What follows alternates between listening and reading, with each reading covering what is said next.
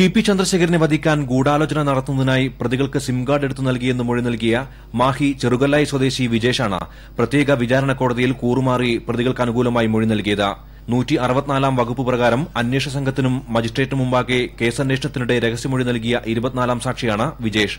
23 പ്രതി ഇ.എം. ഷാജി ആവശ്യപ്പെട്ട പ്രകാരം അമ്മയുടെ പേരിൽ സിം കാർഡ് എടുത്ത് 8 പ്രതിയും സിപിഐഎം നേതാവുമായ കെ.സി. രാമചന്ദ്രന് കൊടുത്തുവെന്നായിരുന്നു നേരത്തെ ഇയാൾ നൽകിയ മൊഴി. ഈ സിം ഉപയോഗിച്ച് കൊലയ്ക്ക് മുമ്പ് രാമചന്ദ്രൻ പി. മോഹനെയും കൊലയ്ക്ക് ശേഷം കൊടിസുനി രാമചന്ദ്രനെയും വിളിച്ചുവെന്നും ഇയാൾ മൊഴിയിൽ പറഞ്ഞിരുന്നു. എന്നാൽ താൻ ഇത്തരത്തിൽ സിം കാർഡ് സംഘടിപ്പിച്ച് കൊടുത്തിട്ടില്ലെന്നാണ് വിചാരണ കോടതിയിൽ ഇന്ന് വിജേഷ് മൊഴി നൽകിയത്. ഇതോടെ സാക്ഷി കൂറുമാറിയതായി പ്രോസിക്യൂഷൻ കോടതിയെ അറിയിച്ചു. കൂറുമാറ്റം രേഖപ്പെടുത്തിയ കോടതി എതിർവിസ്താരത്തിന് പ്രോസിക്യൂഷന് അനുമതി നൽകുകയും ചെയ്തു. സാക്ഷി സിപിഐഎം മുൻ ബ്രാഞ്ച് കമ്മിറ്റി അംഗമാണെന്നും സ്വാധീനിക്കപ്പെട്ടതിനെ തുടർന്നാണ് സാക്ഷി കൂറുമാറിയതെന്നും പ്രോസിക്യൂഷൻ വാദിച്ചു. ഉച്ചയ്ക്ക് ശേഷം പ്രതിഭാഗം അഭിഭാഷകർ വിജേഷിന് വിസ്തരിക്കും. ടി.പി. വധക്കേസിൽ വിചാരണയ്ക്കിടെ കൂറുമാറുന്ന രണ്ടാമത്തെ സാക്ഷിയാണ് വിജേഷ്. നേരത്തെ ഗൂഢാലോചന കണ്ടുവെന്ന് മൊഴി നൽകിയ 9ാം സാക്ഷി സുമേഷും പ്രതികൾക്കനുകൂലമായി കൂറുമാറിയിരുന്നു. ഇന്ത്യ വിഷൻ, കോഴിക്കോട്.